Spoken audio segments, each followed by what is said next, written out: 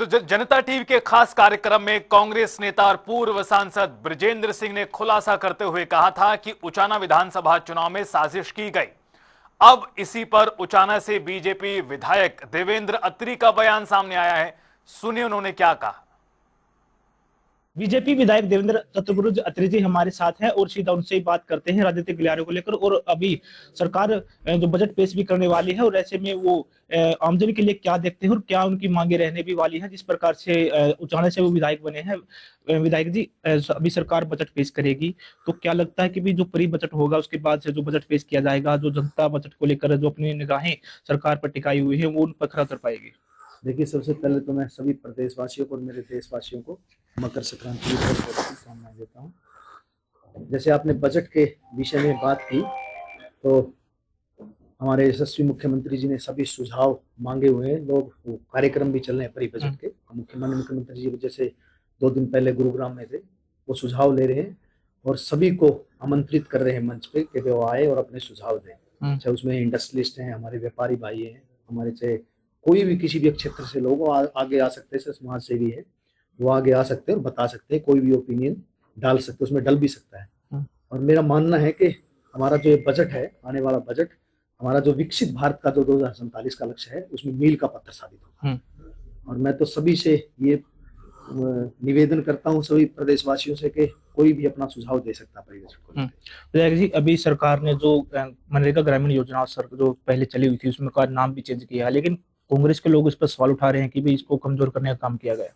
देखिए, कांग्रेस का हमेशा से जो रहा है वो दुष्प्रचार करना उनका रहा है। उनके पास, कांग्रेस के पास आज कोई किसी भी प्रकार का कोई मुद्दा नहीं है। मुद्दा विहीन हो चुकी है कांग्रेस और हाशिए पे कांग्रेस।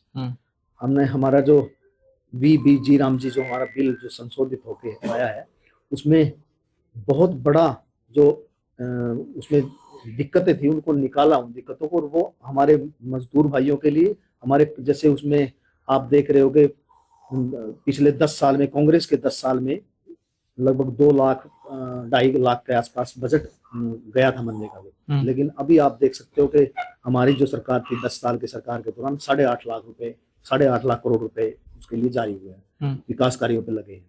उसमें कुछ दिक्कतें थी, उनको ठीक किया गया। ये जैसे पहले गारंटी जो थी वेतन की, वो जो था 100 दिन का रोजगार था, अभी 125 दिन का रोजगार है। इसमें सभी जो ये कांग्रेस दुष्प्रचार करती है, भ्रांतियां फैलाती है किसी भी चीज को लेकर, लेकिन अब भी लोग मानने वाले नहीं है। हमारे जो जनता है हरियाणा की, जो हमारे देश की जनता है, जो हमारे हरियाणा प्रदेश की जनता है, वो सब समझ चुकी है कांग्रेस दुष्प्रचार करने का सिर्फ प्रयास करती है। लोग अभी इनके बहकावे में नहीं आएंगे। और ये जो हमारा जो बिल है राम जी बिल, ये बहुत बड़ा मील का पत्थर साबित होगा, जो हमारा विकसित भारत 2047 का जो हमारा लक्ष्य है उसमें मील का पत्थर साबित होगा। विधायक जी, अगर उचाना विधानसभा की बात की जाए तो जो लोगों की मांग थी कि IMT यहाँ पर होने चाहिए, जो बेरोजगारी वो खत्म हो जाए, IMT तो आप ले आए लेकिन अभी तक वहां आगे कार्य नहीं बढ़ चुका, प्रोसेस नहीं हो पाया, ये क्या? देखिए, हमारी सरकार निरंतर किसी भी क्षेत्र में वो आगे बढ़ रही है। जैसे हमारे यहाँ मेरे विधानसभा के भी 7 गांव IMT में चयनित हुए।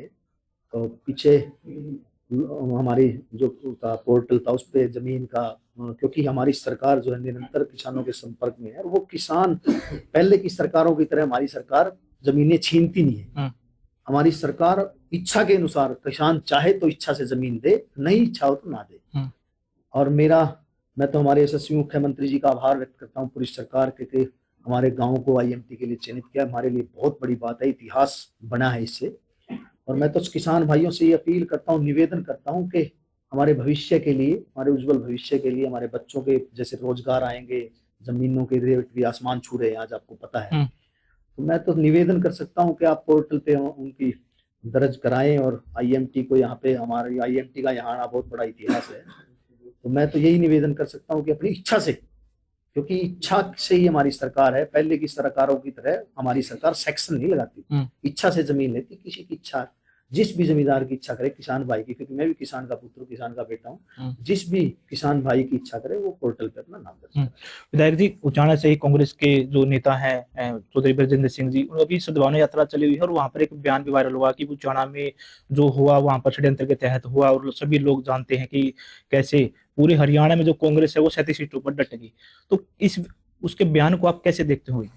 देखिए, क्योंकि हमारा जो मामला है वो माननीय न्यायालय में विचाराधीन है, इस विषय पे विशेष ज्यादा देखिए। सद्भावना यात्रा को क्या कहोगे जी? क्या अभी मैं कांग्रेस तो को शुरू से आपको कह रहा हूँ, मैं तो पहले दिन से कह रहा हूँ कि सद्भावना यात्रा का सद्भाव से 100 कोस तक कोई लेना देना नहीं है। ये सिर्फ अपने आका को खुश करने के लिए, राहुल बाबा को खुश करने की यात्रा है, कांग्रेस में पुनः स्थापित होने की यात्रा, इसके अलावा कुछ नहीं है।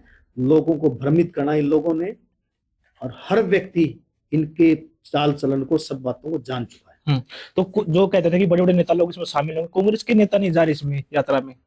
कांग्रेस में तो आपस में जुत्ता पुजारी सबको पता है, जुत्तम पुजारी हो रही है की तरह। अब वो तो 2 दिन पहले मैं सोशल मीडिया पर देख रहा था, वो हमारे सांसद हैं, उनके लिए भी उन्हीं के जो कैंडिडेट थे वो कैसी भाषा का प्रयोग करे थे। आपसे छुपा थोड़ा, आप पत्रकार से छायाकार बंधु हुआ मेरे, तो आपसे तो आप लोगों से छुपा थोड़ा है। कांग्रेस में तो आपस की फूट है, लड़ाई है, आपस में जुत्तम पुजारी है।